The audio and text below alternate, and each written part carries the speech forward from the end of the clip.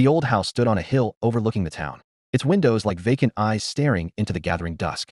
Everyone in Sunbury-on-Thames knew the stories about Blackwood Manor.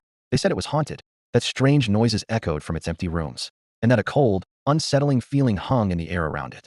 12-year-old Alex and his best friend, Mia, were definitely not supposed to be anywhere near Blackwood Manor, but dares had been made, and now, armed with a flashlight that cast a shaky beam in the gloom, they were creeping through the overgrown garden.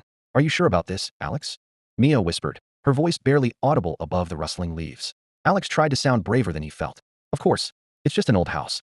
There's nothing to be scared of." He wasn't entirely convinced himself. The front door creaked open with a groan that sounded like a long, mournful sigh. Dust motes danced in the flashlight beam as they stepped into the entrance hall.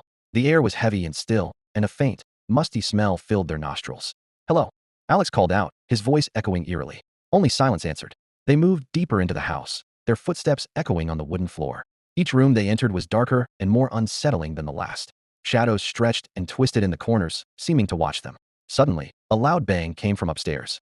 Mia gasped and grabbed Alex's arm. "What was that?" she whispered, her eyes wide with fear.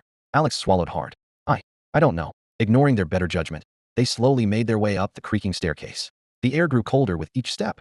At the top of the stairs, a long hallway stretched before them, doors lining either side like silent sentinels.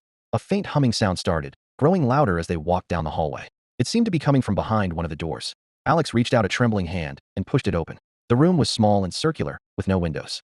In the center, a single music box sat on a dusty table, slowly turning and playing a haunting melody. As they watched, the music box began to spin faster and faster, the tune becoming more frantic and distorted. Suddenly, the temperature in the room dropped dramatically. A cold breeze swept through the windowless space, and the shadows on the walls seemed to deepen and writhe. A whisper, thin and chilling, brushed against Alex's ear. "Get out." Alex and Mia didn't need to be told twice. They turned and fled, scrambling down the stairs and bursting out of the front door, not stopping until they were far away from the dark, looming shape of Blackwood Manor.